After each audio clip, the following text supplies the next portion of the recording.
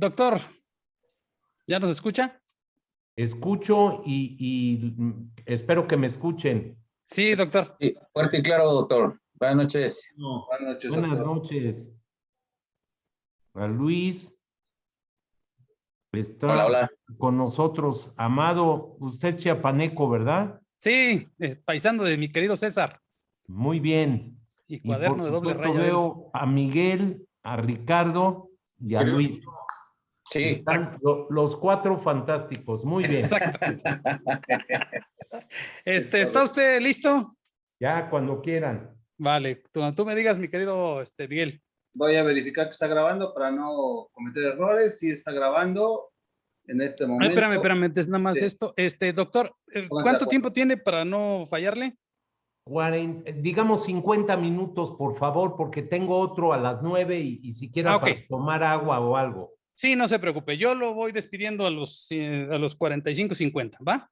Sas. Muchas gracias, doctor.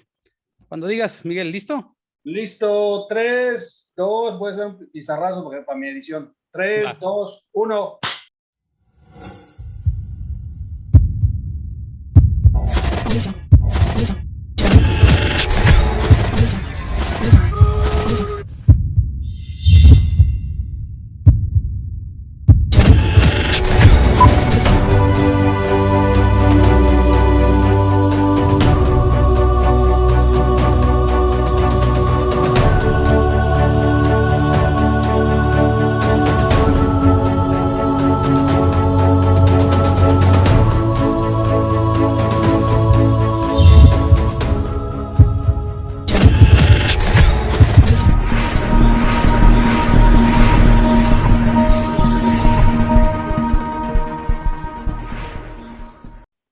Amigas y amigos de la Resistencia, muy buenas noches. En la mesa del día de hoy, un invitado muy especial, el doctor José Narro, ex rector de la Universidad Nacional Autónoma de México, ex secretario de Salud. Doctor, bienvenido, muy buenas noches. ¿Cómo está? A ver si me aguantan y tienen resistencia, porque yo vengo preparado, ¿eh? Vámonos. Eso es todo, doctor. Me acompaña también en esta mesa mi querido Ricardo Alemán. ¿Cómo estás, Ricardo? Amado, a todos amigos, doctor, me da gusto saludarlos. Abrazo a todos. Gracias. Miguel Quintana, ¿cómo estás? ¿Cómo están? Muy buenas noches a todos los que nos están viendo. Gracias a todas las comunidades y gracias al rector por acompañarnos esta noche. Luis Berman. ¿Qué tal, Amado? Buenas noches. Un gusto estar aquí nuevamente en la mesa de Resistencia y un gusto coincidir de nueva cuenta con el doctor José Narro. Sí, me da mucho gusto, Luis. Igualmente. Doctor, para empezar, desde mi perspectiva personal, advierto que estas declaraciones del presidente ya casi una semana consecutiva más bien tienen un afán provocador más que cualquier otra cosa. Desde su punto de vista, así de manera general, usted, ¿cuál considera que debería ser, en primera instancia, la respuesta de la comunidad universitaria en su conjunto ante esta actitud del presidente que yo no recuerdo haberla visto de ningún mandatario contra la Universidad Nacional Autónoma de México?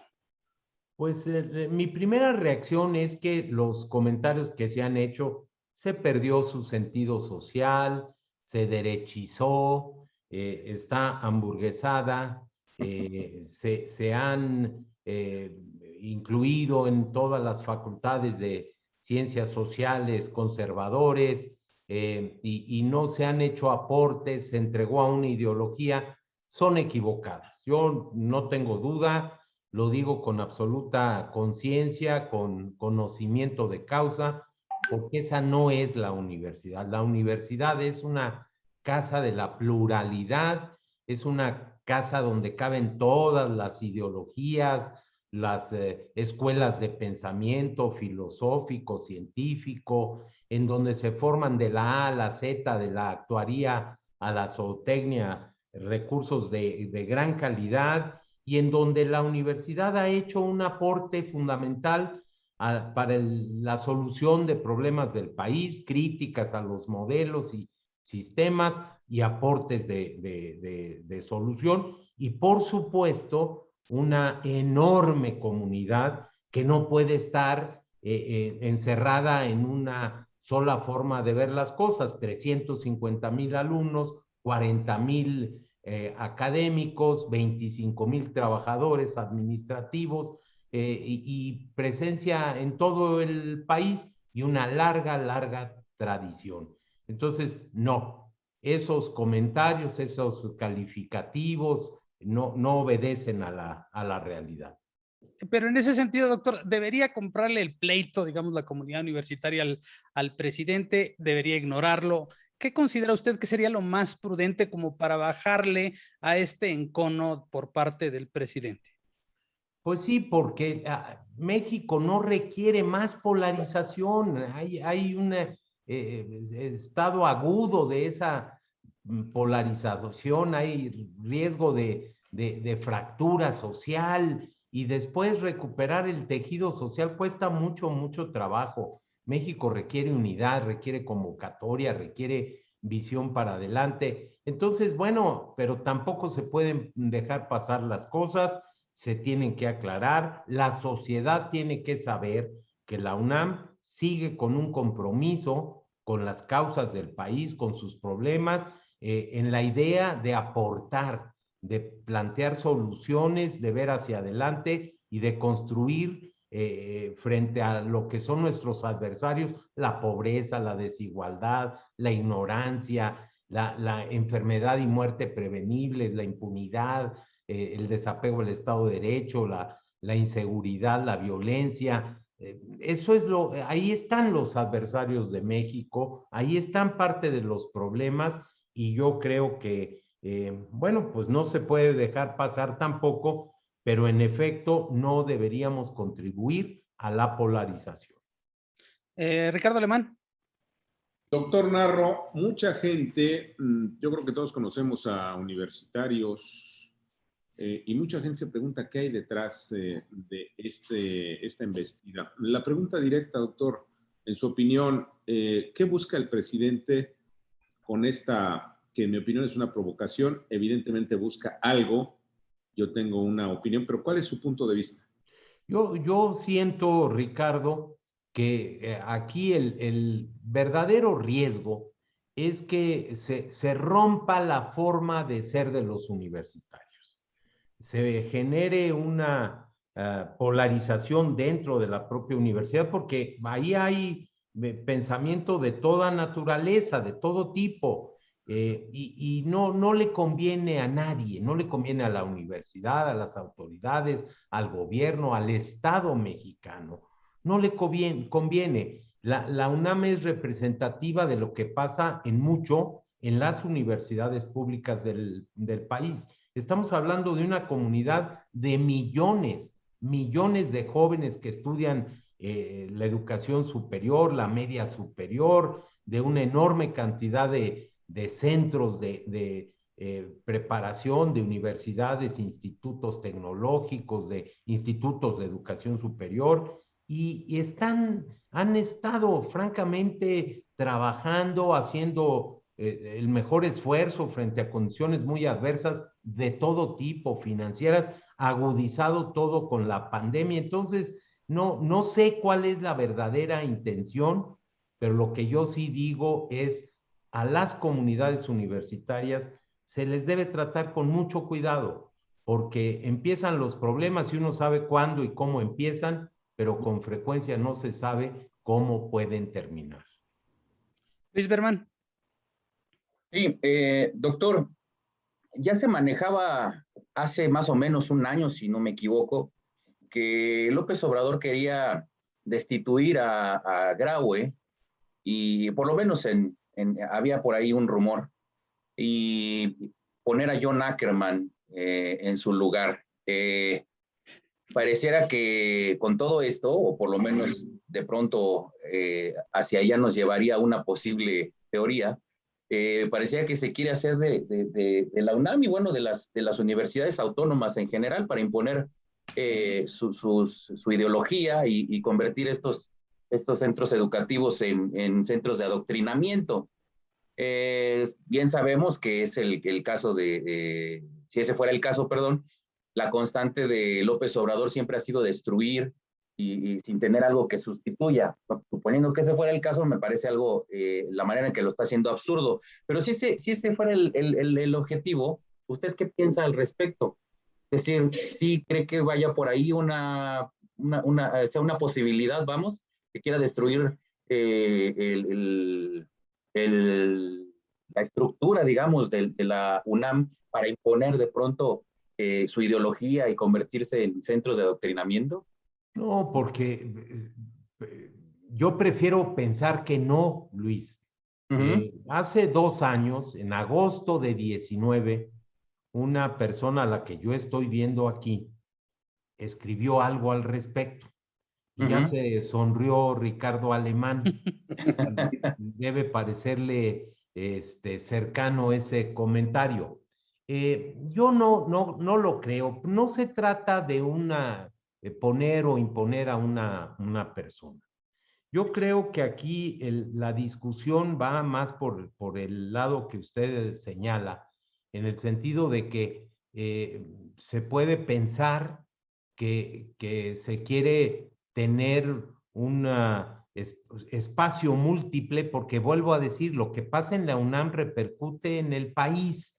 Yo lo viví y así es una caja de resonancia porque tiene una magnitud muy importante por un lado, por otro lado porque tiene una representatividad de muchos espacios, de muchos grupos, de muchas categorías sociales, económicas, y porque ahí hay efectivamente esta pluralidad que permite que en un espacio inteligente se debata, se razone y coincidan o convivan grupos que probablemente en otros espacios serían verdaderamente adversarios. La universidad o las universidades, y la UNAM en particular, ha tenido la capacidad de articular esa diversidad y verdaderamente, como alguien dijo hace algunos años, de generar una multiversidad. Se trata de una macro universidad y de pues un espacio en donde lo que se busca es la verdad científica. Y la verdad científica, la verdad en ciencias sociales, pues no es una.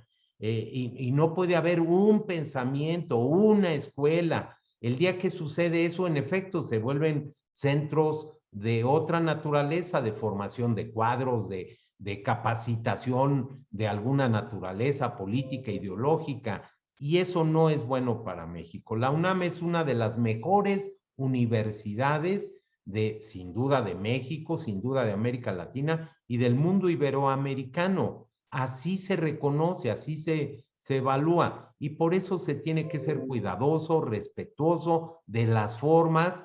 La propia autonomía concedida por el artículo 3º constitucional, lo que representa es una palabra: libertad. Libertad de expresión, de creación, de enseñanza, libertad de investigación y libertad en muchos otros sentidos. Libertad para que internamente se organice la institución, administre sus recursos. Sí, vienen y en la gran parte, la mayoría de los recursos son recursos federales, son recursos de la propia sociedad, pero a cambio de esa entrega de recursos, la UNAM prepara a miles, literal y auténticamente, decenas de miles de jóvenes que egresan del bachillerato, 30,000 o cerca de 30,000. Y después de la licenciatura, de las maestrías, de las especialidades y del doctorado, es la institución que forma más personas y las forma en ese ámbito de libertad y en esa pluralidad que tienen sus planes y programas de estudio. Ok. ¿Y el Quintana? Gracias, doctor. Yo he visto en los últimos días, bueno, estos 5 días en los que el presidente se ha abocado a estar golpeando a la universidad. He estado viendo muchas entrevistas, ha participado mucha gente y usted ha sido muy ha sido muy puntual en varios temas. El de reconocer que, bueno, la universidad y su autonomía sería el primer obstáculo para el propio López Obrador por la libertad que representa y la pluralidad que tiene la universidad en sí. Y la verdad es que yo soy, siempre que estoy en estas mesas, yo soy de los escépticos, de los que pienso que el presidente hace estas cosas para construir cortinas de humo. Son sus peores momentos a 3 años de celebrar la mitad de su gobierno, en los que, pues, si se hace un examen, pues nada más en este trimestre se ha perdido más de 1 millón de empleos, el crecimiento económico ha ido hacia la baja, la inflación se fue exactamente al doble, ya rebasamos las cifras de 100,000 víctimas por violencia, el pleito que inclusive ya trae con la OMS por el pésimo manejo de la pandemia. Es decir, es demasiado el recuento de daños a 3 años, y entonces yo creo que necesita el presidente un muy buen escenario hacia dónde jalar la atención, y creo que la universidad ha sido una de sus mejores armas, más cuando usted dice que es la caja de resonancia hacia el país. Pues lo estamos viendo, todos estamos en la UNAM y no estamos viendo las cifras desastrosas del presidente. Yo creo que por ahí va. Y bueno, también es especular, porque también veo que le preguntan a usted mucho, oiga, y ex rector, ¿y qué piensa usted de López Obrador? Pues usted se imagina, pero ha sido muy puntual diciendo, pues esa pregunta hágansela al presidente, no a mí. Digo, es especular sobre las intenciones de Obrador, pero sí también ir más allá de la imaginación. Mi punto sería, si no fuera una cortina de humo, doctor, y de verdad tiene intenciones de ir entrando a la UNAM, ¿cree usted que López Obrador ya encontró la grieta? Que ya se dio cuenta y visualizó que hay una grieta en la UNAM por dónde entrar, y que su intención va a ser fracturar a la misma, más cuando está en puerta una elección de rector en fechas próximas? De nueva cuenta, a ver, Miguel, pues pregúnteselo a él, ¿por qué no lo invitan a ver si viene a la Resistencia? Yo me atrevo porque a mí me gusta el debate, a mí me gusta, yo aprendo de los demás, para mí es, cuando me preguntan, ¿qué es usted? Yo soy un profe, yo soy un profesor, a mí me encanta dar clase, me encanta dar conferencias, yo disfruto discutiendo con gente inteligente como la que hoy está reunida aquí, y por supuesto que yo tengo mi visión, pero siempre acepto que no necesariamente esa es ni la verdad ni la realidad. No, yo no creo, a ver, yo no creo que sea solo una cortina de humo. Yo no creo que sea solo un distractor. Desearía que lo fuera, porque si es eso, pronto se aplaca esto y se acabó. A mí sí me preocupa que se pueda tener alguna otra intencionalidad. Yo no la puedo anticipar. Sería muy irresponsable de mi parte decir es que quieren controlar. Es que es muy difícil.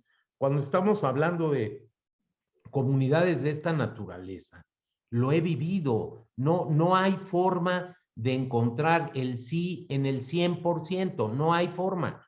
Hay profesores, hay trabajadores, que piensan de manera mucho más a un lado o al otro en la polaridad de las ideas, de las causas que se pueden encontrar. Entonces, francamente lo digo, no lo sé. Sí, uno tiene que ser racional y tiene que ser crítico, es parte de la tarea. El ser crítico pues, quiere decir ver lo que está pasando. A mí me ha sucedido con el tema de la salud.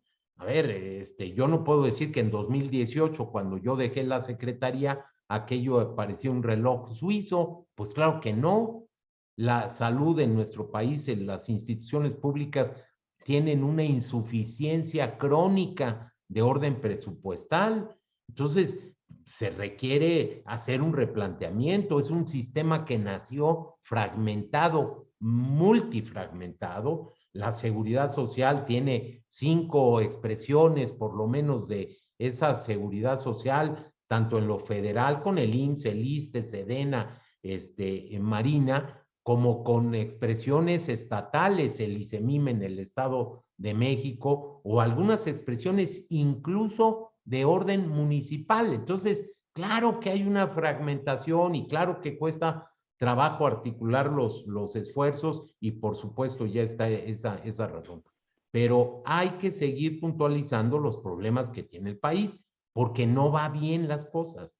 Es la salud, pero es la economía, pero es lo social, pero es la manera de distribuir. A ver, les voy a dar un dato. En nuestro país, en lo que va del siglo XXI, se ha hecho una, comillas, inversión para programas de combate a la pobreza que supera los 6 billones de pesos. ¿Y qué es lo que tenemos? Pues pésimos resultados. Luego, entonces, esto no funciona. Y tampoco este mecanismo que ahora se está utilizando, en mi opinión, va a resolver el problema de la pobreza, porque es de otra magnitud, es de otra naturaleza y requiere, creo yo, un planteamiento diferente. Pero al final, pues las interpretaciones las tomamos cada uno, Miguel. Ya, Doctor, gracias. tuve la oportunidad de trabajar 1 año y medio ahí en la Secretaría de Atención a la Comunidad Universitaria en la UNAM. Y entendí desde las entrañas de la propia universidad lo difícil que resulta mantener los equilibrios justamente de esa pluralidad que hay en la universidad, porque una de las cosas que poca gente sabe es que, por ejemplo, el personal de seguridad de la UNAM no trae ni un palillo para defenderse, o sea, todo lo hacen de manera proactiva, tratando de convencer a la gente, o sea, todo se guarda un equilibrio que a veces es muy le reprochan mucho a la autoridad universitaria, pero es la forma de mantener ese equilibrio. Veo que esta andanada del presidente va por ahí, por la idea de romper ese equilibrio y de empoderar a unos más que a otros y romper esa forma de que la universidad ha ido creciendo. Pero yo también veo que han habido crisis muy fuertes, bueno, del 68, la del 99 también, y aquella época en la que la universidad era muy despreciada por los empleadores, por los egresados, donde me acuerdo rechazaban a los alumnos de la Universidad Nacional, y después de eso vino un proceso en el que la universidad de veras se consagró de tal manera que hoy por hoy es la universidad más reconocida en México, una de las mejores del mundo. Es justamente atentar contra esta figura de autoridad que se ha convertido la Universidad Nacional, como para decir, no vaya a ser que de la universidad, justamente con la credibilidad que tiene, venga algo que atente contra esto que yo llamo cuarta transformación y que es mi proyecto de trascendencia. ¿No lo ve por ahí usted? ¿No ve que es tratar, así como de pronto en la mañanera sale y habla de usted para desprestigiarlo, de otros, para que ninguno de quienes tienen cierto nivel de autoridad moral para señalar algo en esta administración o tratar de mermar ese prestigio, ¿no? Pues, a ver, dirían en la jerga legislativa, para alusiones personales.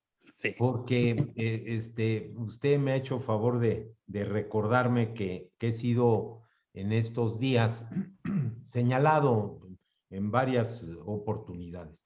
Y yo quiero decir con toda franqueza que los señalamientos, bueno, pues uno en todo caso los toma, no los toma, los responde o no, los aclara o lo que sea.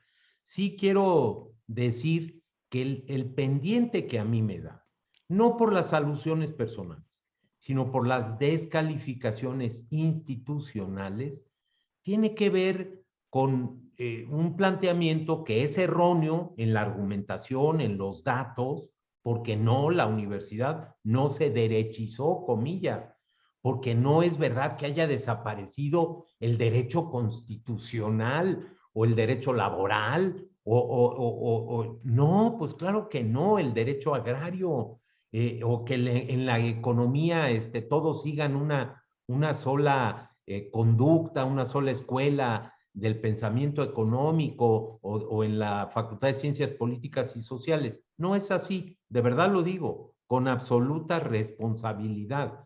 En los últimos años de la universidad, sea la Facultad de Derecho, sea las facultades de estudios superiores de Aragón o de Acatlán, o el propio Instituto de Investigaciones Jurídicas, han hecho planteamientos para cómo mejorar nuestro entramado jurídico nacional.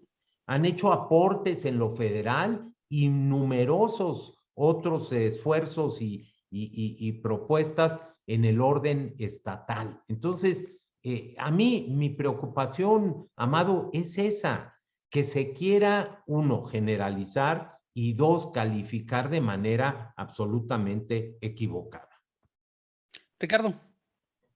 Doctor, todos aquí conocemos un viejo refrán que dice que si tiene cola de pato, si tiene patas de pato y grazna como pato, tenemos derecho a suponer que es un pato. Y viene a cuento porque el señor López Obrador va contra los órganos autónomos, va contra la autonomía de la Comisión Nacional de Derechos Humanos, va contra la autonomía de los estados, va contra la división de poderes que establece autonomía de cada uno de los poderes, y hoy va contra la Universidad Autónoma de México. Parece que estamos ante un dictador. Su punto de vista. No, no lo es. No sé si la evolución llegue hasta eso, pero lo digo con toda claridad, no lo es. Y le faltó uno muy importante, el INE. Claro. Una institución ciudadana, autónoma, con la presencia de los partidos políticos, porque no puede haber un sistema político electoral democrático si no hay partidos políticos. No hay otras formas probadas para países de la magnitud del nuestro, a lo mejor en comunidades mucho más acotadas, pequeñas, no naciones, comunidades a lo mejor la mano alzada puede llegar a funcionar. En un país de 127 prácticamente millones de habitantes, no puede funcionar. Es un sistema muy reconocido. Entonces, a ver, ese es uno de los temas centrales. Sin duda, lo que usted plantea sí está en el fondo de los acontecimientos. Y uno tiene derecho a decir, a ver, autonomía, insisto, quiere decir libertad. Y quiere decirlo en el ámbito de la academia, de una universidad, sí, pero también en el resto de los órganos del Estado Nacional. Se necesita libertad, se necesita no regresar a etapas que están superadas. Y ahí, bueno, pues sí tenemos todos los que podemos decir algo, quienes podemos con la conciencia tranquila. Él dice, el presidente, que tiene la conciencia tranquila. Pues déjenme decirles, yo también en ese caso. Yo tengo la conciencia tranquila y por eso he dicho muchas veces, a mí no me van a callar. A mí no me van a dejar o evitar, no me van a evitar que yo siga diciendo que es verdaderamente monstruoso que tengamos cientos de miles de muertos en exceso, cientos de miles, y no estoy dramatizando algo. Bueno, ahí están las cifras oficiales, el contraste de las cifras de la Secretaría de todas las noches con las que ellos mismos publican en una página con CONACYT y en donde hay 70, 80 mil muertos adicionales por COVID y muertes totales les llaman ellos. Ahí está la página. Es el Instituto Nacional de Salud Pública, la Dirección General de Epidemiología y CONACYT, quienes firman esa página que es oficial. Y ahí están las estimaciones del INEGI, que son estimaciones oficiales y que seguramente esta semana, y ya nada más queda jueves y viernes para fines prácticos, deberán dar a conocer el recuento último oficial de la mortalidad, de las defunciones y la mortalidad es tasa, las defunciones son número, acontecidas en 2020 por todas las causas. Y ahí vamos a ver cómo aquella cifra que nos anticiparon hace un par de meses de más de 1.075.000 defunciones, cuando se esperaban 750.000. Ahí están los estudios internacionales. Entonces yo creo, Ricardo, que quienes tenemos algo que sostener, quienes tenemos algo que argumentar, tenemos que participar. Y esto es parte de un sistema democrático. Y la manera de mantener un sistema democrático, la manera de no caer en autoritarismos, es no rehuir por ninguna razón, escaparse de decir la verdad que uno tiene, el conocimiento que uno tiene. Yo lo he hecho en el caso de la salud y lo voy a seguir haciendo. Yo he dicho que la desaparición apresurada, no planeada del Seguro Popular fue un error. Yo critiqué en 2003, 2004 mucho el Seguro Popular, pero también cuando lo veo 15 años después, cuando veo que algunas de mis críticas se resolvieron o francamente no sucedieron, pues entonces yo tengo que decir, esto está funcionando, se puede mejorar, sí, mejórese, pero ahí está. O tenemos todos la decisión y determinación de defender a nuestras instituciones. México es país de instituciones. Les apunto una cosa importante. México tiene el primer hospital construido en América continental que dentro ya de muy poco, 2 años y meses, cumplirá 500 años de existencia. El Hospital de Jesús, que uno lo puede visitar en lo que está de ese hospital y lo que hoy funciona como un hospital muy modesto porque es mantenido por un patronato, pero que da servicio y que ahí está parte de la historia de la salud de México. Hay que defender a las instituciones y eso es una responsabilidad que le toca a todos. A las instancias de los poderes públicos sí, pero primordialmente a la sociedad. Estas instituciones han crecido bajo el amparo, el apoyo, el presupuesto de la sociedad y sirven a la sociedad y tenemos que defenderlas. Muy bien. Sí, un poco de la mano con lo que ya mencionaba en la respuesta a Ricardo, doctor Narro. López Obrador dijo en uno de sus constantes golpeteos últimamente, dijo que marchen, que se manifiesten, pero que hagan algo. Y bueno, parecía que le están haciendo caso. Han anunciado una marcha para el próximo 5 de noviembre y por ahí incluso se ha manejado un paro de 48 horas. Por ahí, de hecho, hasta Cuadri dijo que aunque él no sea universitario, asistiría a la marcha. La pregunta es, ¿vale la pena? ¿No es hacerle el caldo gordo a López Obrador? Yo no creo que esa sea la manera, de verdad, de atender a algo, ver quién puede movilizar más, porque entonces pues vamos a empezar con un juego que es perverso. Cuando uno saca a los estudiantes de las aulas, de las universidades, esto de verdad se vuelve impredecible.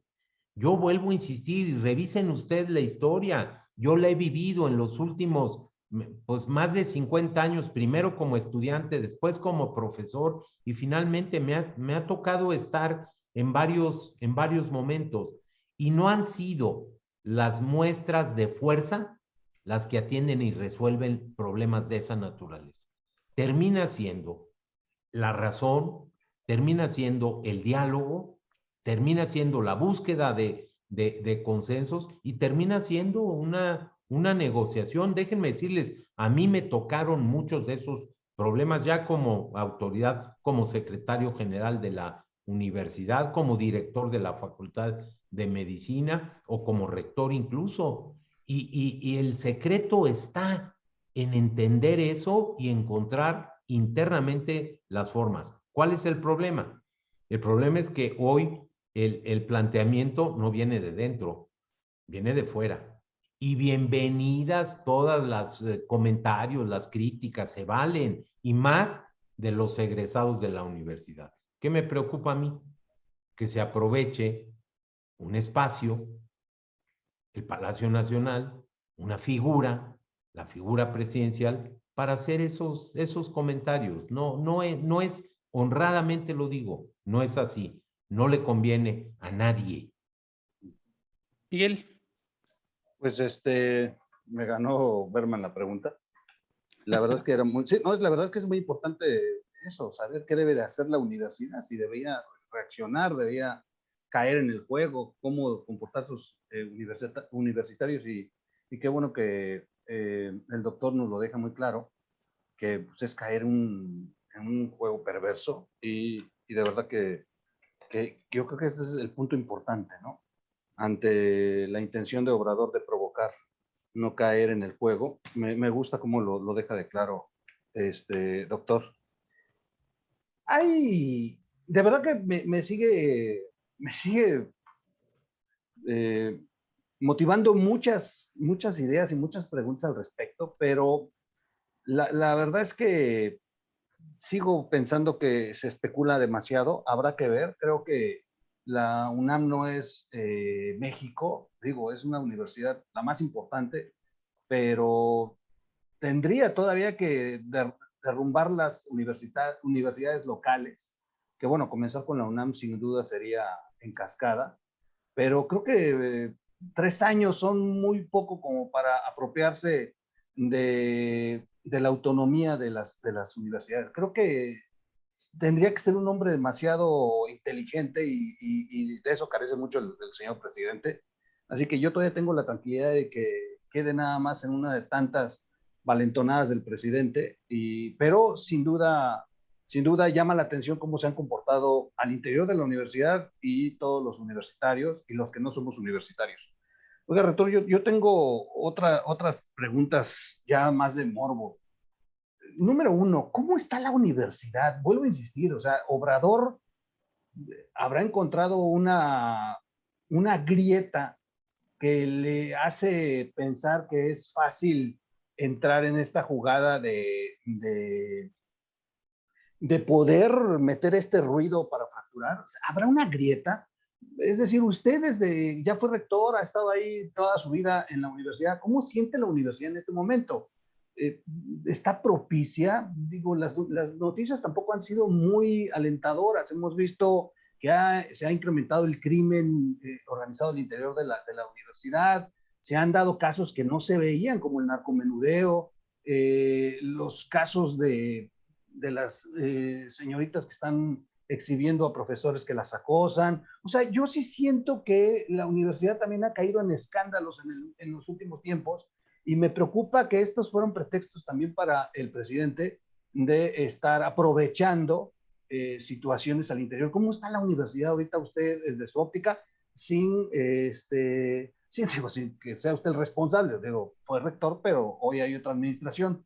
Y finalmente, de verdad que ya por morbo, ¿por qué nunca desalojaron el auditorio Justo Sierra? O sea, que lleva años toda la vida en manos de, por cierto, jóvenes que tienen más la creencia hacia las ideas del presidente que hoy gobierna y su equipo, pero la universidad los ha tolerado y ahí están, sigue ocupado este auditorio que hoy lo conocen más como el auditorio Che Guevara. A ver, dos planteamientos, uno directo a la pregunta que usted, Miguel, hace, de por qué no se ha desalojado. Fíjese, ese auditorio, el Justo Sierra para las autoridades, el Che Guevara para los estudiantes, y entonces, pues yo que trato de encontrar soluciones, digo, pues entonces pongan un nombre intermedio, no otro nombre. Pero no, este auditorio es emblemático sin duda alguna y tiene más de 20 años, desafortunadamente. en el que no se utiliza de la manera correcta. Y ha habido intentos, intentos incluso de la comunidad de la Facultad de Filosofía y Letras, y no se ha podido. No se ha podido y la solución no es fácil, no es sencilla, no es un acto de fuerza, créanmelo, un acto de fuerza para desalojar a veces a 10 personas va a terminar siendo una sacapela al día siguiente y una retoma más violenta y un problema, vuelvo a insistir, en el que uno sabe que empezó, pero no sabe ni cómo ni cuándo va a terminar. Entonces, no es sencillo. Yo no tuve, en mis 8 años, yo no tuve la forma, lo intenté, se los puedo asegurar, y fracasé. No pude. Había una historia previa, tampoco se pudo en los 8 años del doctor de la Fuente, e incluso, pues por supuesto, en estos últimos ya casi 6 años tampoco ha sido posible. No es sencillo, no es falta de voluntad, de interés, de convicción, pero no se puede. Al final, cuando se hace la valoración de los riesgos y los costos, créanmelo, sale contraproducente. Después, el otro punto, y a mí me interesa mucho, miren, hay un discurso que ustedes conocen, un discurso que fue realmente muy conmovedor, claridoso, de un presidente de América Latina que vino a Guadalajara, vino a México, estuvo en Guadalajara, Salvador Allende, 1972, donde hizo una consideración, y eran tiempos complejos en el país, tiempos de mucha discusión, de mucha movilidad y desencuentros numerosos entre grupos sociales y entre estructuras de los sectores con el gobierno de la República. Bueno, hasta ahí lo dejo. Hay que releerlo para entender la visión de un personaje como Allende, de cuál es el papel que le toca cumplir a las universidades. Y lo dijo en una de las universidades emblemáticas de México. Yo creo que eso debería hacer reconsiderar a muchas de las personas que se han expresado, colaboradores del presidente López Obrador, en el sentido de qué le toca a la universidad. La universidad no puede resolver los problemas del país. Puede contribuir, debe contribuir, y debe hacerlo en el cumplimiento de las tareas que la sociedad le ha encomendado. Permítanme extenderme. Fíjense ustedes que la universidad en Occidente va a cumplir 1000 años de existencia. Wow. Yo ya me disculpé, fui invitado a la ceremonia, no voy a poder asistir porque es en 2088 y tengo una agenda muy complicada para entonces. No voy a estar. Pero Bolonia va a cumplir 1000 años. Es una universidad que ha abierto y cerrado. Oxford, 2096. 8 años después, cumplirá 1000 años y siempre ha estado funcionando. Esa es la universidad en Occidente. Los historiadores dicen que en Oriente hay otras expresiones más antiguas. Me quedo con esta porque es la más cercana a nuestra realidad. La UNAM acaba de cumplir con todo, y la Vetusta, la Antigua, la Real Universidad, que primero fue Real y después Real y Pontificia, acaba de cumplir el mes pasado 470 años de existencia. Estuve en Salamanca, ahí sí fui invitado y ahí sí fui.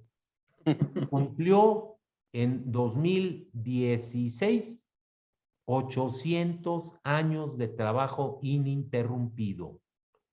Y son instituciones que han encontrado la forma de mantener lo que conviene mantener y de transformar y cambiar lo que las nuevas realidades del mundo, de la sociedad, de su entorno le exigen. Ese ha sido el secreto. Y lo que no se debe hacer es violentar esa condición. Quienes desde dentro o desde fuera lo hacen, se equivocan hacen un daño y simplemente retrasan el desarrollo y el progreso de una institución maravillosa que es la universidad. Doctor, Claro. antes de que se vaya, quiero hacer una pregunta así igual de morbosa que las hace el troll, y rápida. Como colega, como funcionario público, como universitario, seguramente usted se lo topó en esos tres ámbitos. ¿Cuál es el concepto que usted tiene de Hugo López-Gatell? ¿Usted lo conoció antes? ¿Cambió su opinión sobre él? ¿Qué opinión le merece y sobre todo su desempeño en este proceso de pandemia? Y vaya que sí es morbosa esa pregunta. A ver, a mí no me gusta descalificar a la gente, de verdad, pero sí tengo que decir lo que yo veo. Y lo que yo veo son varias cosas. Primero, Hugo López-Gatell es un médico que tiene una muy buena formación. No es una persona que desconozca ni el campo de la medicina en lo general, tiene buena formación médica, clínica, y mucho menos en el campo de la epidemiología. ¿Cuál es el problema? Y ahí está un ejemplo de lo que no debe suceder. Cuando el conocimiento se somete al poder político, Claro. vienen las equivocaciones. Entonces, no se puede sostener que las pruebas para diagnosticar no sirven porque da lo mismo. No, el problema es de salud pública, doctor. No es el problema de un médico para dar un tratamiento en este caso. Es un problema para detectar tempranamente los casos y evitar el contagio de un nuevo virus que no sabíamos muchas cosas respecto de él, pero que sabíamos que era extraordinariamente contagioso, transmisible. Entonces, cuando hay esta condición, cuando se dice, no, pruebas no, el cubrebocas no sirve, no, perdón, se comete un error muy, muy grave. Y finalmente, para no extenderme mucho en el análisis y llegar a mi conclusión sobre la pregunta, cuando no se tiene la capacidad de escuchar a los demás, la responsabilidad en el manejo de una pandemia, de una epidemia, de una enfermedad, dice la Constitución, las enfermedades exóticas, porque esa fracción, ese artículo de la Constitución no se ha transformado.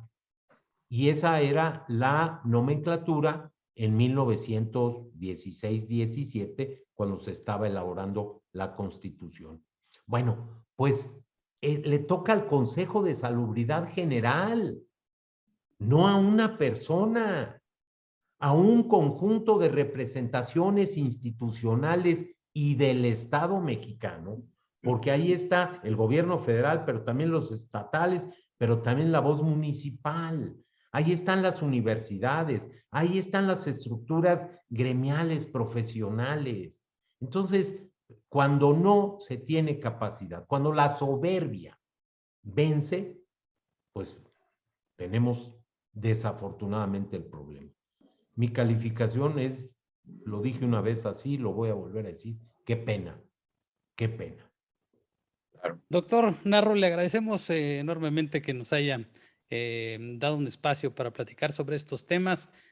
Ojalá tengamos oportunidad más adelante volver a platicar con usted. Muchísimas gracias.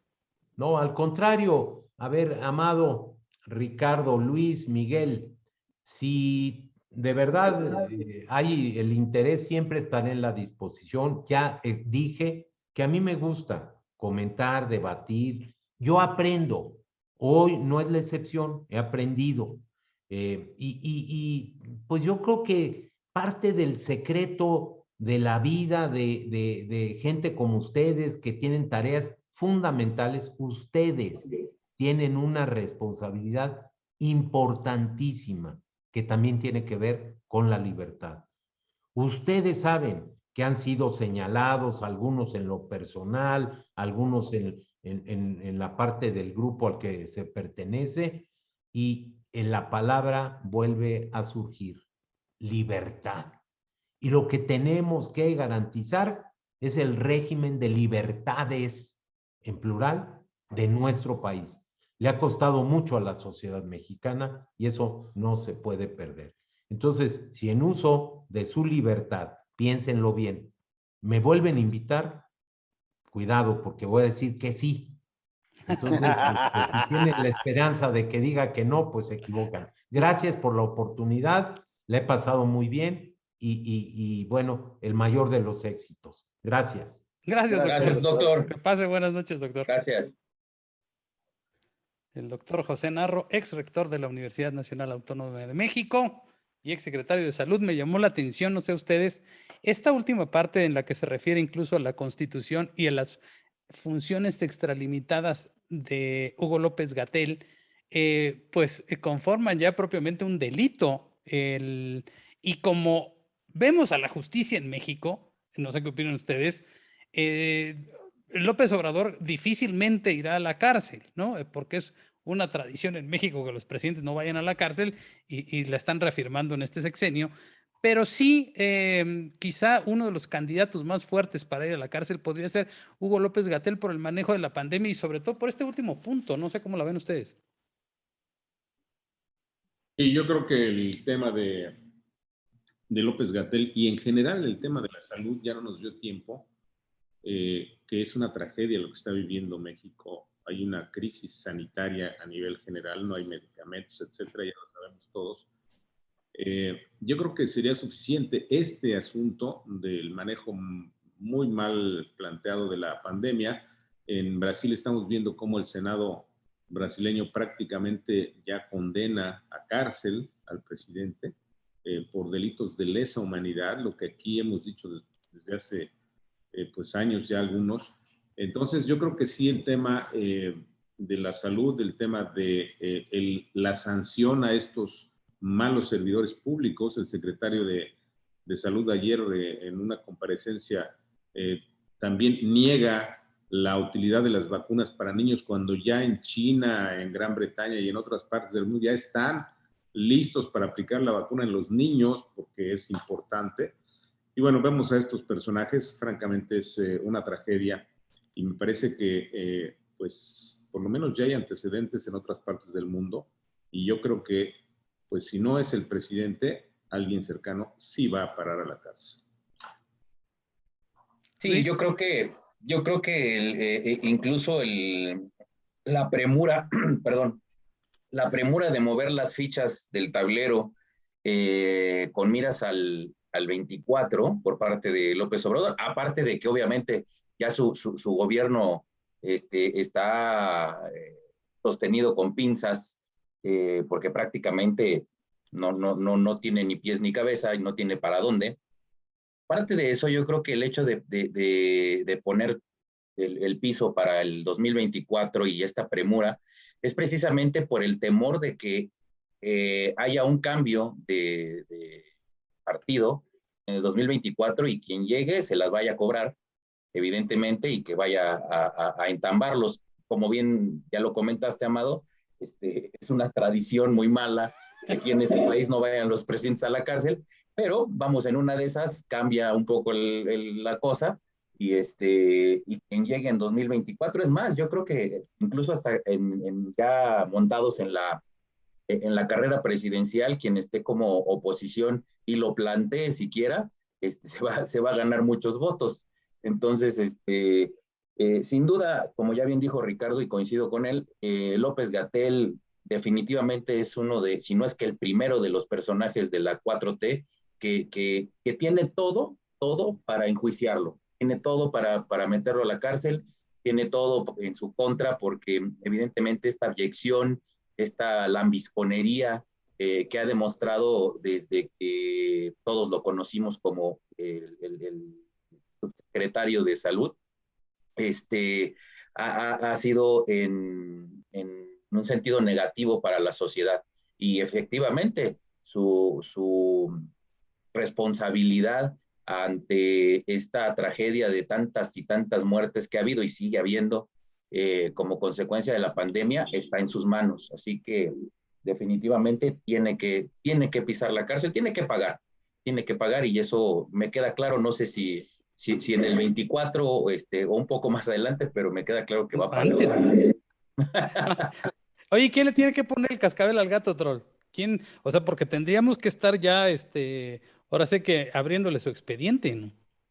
Sí, pero el secretario hoy lo volvió a salvar, ¿no? Con la declaración que dijo de que López-Gatell solamente es vocero, que quien hace todas las labores ejecutivas y de decisión es él, que a López-Gatell nomás lo han utilizado de vocero. Yo creo que desde ahí le está dando ya una, una cobija de protección al propio Gatell. O sea, está retomando su responsabilidad del secretario ante todos. Pero, Esta declaración la acaba de hacer, ¿eh? Y bueno, es el secretario el que dice, a ver, yo siempre di las órdenes, a él nada más lo puse ante la prensa para que él diera sí. la cara. Pero bajo la lógica de los pernos. Que él dio la orden. Así lo está diciendo el secretario hoy, ¿eh? Y con eso pues, está adquiriendo la responsabilidad del secretario. O sea, se la está quitando a Gatell. Está bien interesante esa declaración de Alcocer, ¿eh? Pero ¿cuánto valdría la declaración de Alcocer frente a la realidad, no? No, bueno, Es que yo creo que deberíamos. Pero la ley es la ley, las facultades son las de él. Y si él dice públicamente que está dando las órdenes, que nada más fue su vocero, las facultades de ley son de él. No, es que también habría que ver documentos, porque López-Gatell ha tomado decisiones y el presidente ha dicho que el responsable de la pandemia es él, Sí, públicamente, ¿no? Sí. Habrá que ver quiénes firmaron y tanto entra la investigación y todo esto. Bueno, mira, tan interesante, o sea, López-Gatell le niega a los menores en discurso las vacunas, pero en el papel sí se las otorga, que fue cuando la COFEPRIS emitió el comunicado en julio donde decía que sí eran aptas las vacunas para menores de 12 a 18 años. O sea, interesante porque Gatell en el papel dice una cosa y en la mañanera dice otra. O mejor dicho, en la COFEPRIS firma una cosa y en la mañanera es otro el discurso. O sea, está muy interesante porque si lo agarras por temas que firmó, habrá que ver qué tanto se cuidaron, ¿no? Que digo, no, traen un desmadre. Hacia allá van a ir las investigaciones. Y ahora habrá que ver quién lo va a investigar. Oigan, una última ronda de comentarios sobre la plática con el doctor Narro. A mí me parece que pues es con mucha claridad la respuesta, como siempre ha sido el doctor Narro. Ya no tuvimos el tiempo suficiente, pero había que preguntarle por qué se salió del PRI. Yo quería esa, por ahí iba a ir, Ricardo. Bueno, la verdad es que el doctor Narro siempre ha sido, pues muy claro, en mi opinión, es un hombre que no tiene pelos en la lengua y a mí me parece que dijo lo que cree y lo que piensa. Cuando se ha equivocado, él mismo lo ha reconocido, aquí lo dijo hace también un momento. Entonces me parece que es una autoridad en el caso del tema universitario. Sí, yo coincido. Yo coincido con Ricardo en esto último que acaba de decir, o sea, si hay una autoridad al respecto, tanto en el tema de la universidad como en el tema de salud, es precisamente el doctor Narro. Y yo creo que en la mayor parte de lo que nos comentó, coincido con él, más en a mí me interesaba mucho preguntarle esta parte precisamente de las manifestaciones y de las marchas y tal, qué opinaba al respecto, ¿no? Porque para mí, yo creo de manera muy particular, de manera muy personal, que efectivamente es como seguirle dando cuerda, seguirle dando rienda al discurso de López Obrador, ¿no?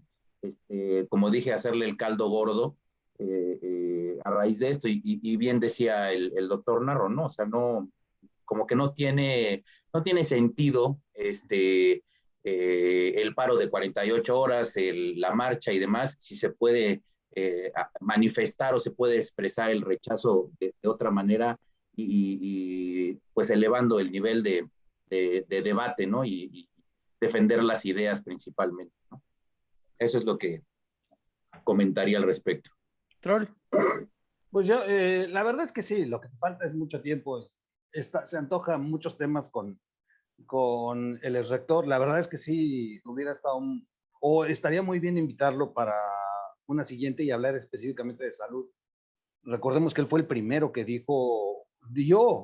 hizo pública una proyección en la manera en cómo se estaba manejando la pandemia una proyección que terminó cierta, y eso es terrible, porque hasta dijo en aquel entonces, espero equivocarme, pero si no, estas van a ser las cifras, pero si le atinó, y Obrador se le fue con todo en aquel momento. Y a ver qué dice hoy López, ¿no? De que Narro no se equivocó en aquel momento cuando hizo las proyecciones matemáticas. Entonces, sí estaría muy interesante seguir hablando con él sobre este tema de salud en específico. Y sin duda, dos temas de morbo que yo le hubiera preguntado, era ese, sí lo tenía preparado, preguntarle si valía la pena haberse ido del PRI y no haberse quedado a luchar. O sea, si es un hombre de ideales, es un hombre que quiere cambiar, pues ¿por qué de pronto dijo, me voy del PRI? ¿Por qué no quedarse a luchar al interior del PRI? Y sí, hubiera sido muy interesante ahí entrar al debate con él. Y la segunda que yo le hubiera preguntado es si él fue rector y sabe cómo está la ley universitaria, ¿qué opinión tiene de que Andrés Manuel se haya tardado 14 años en conseguir su título?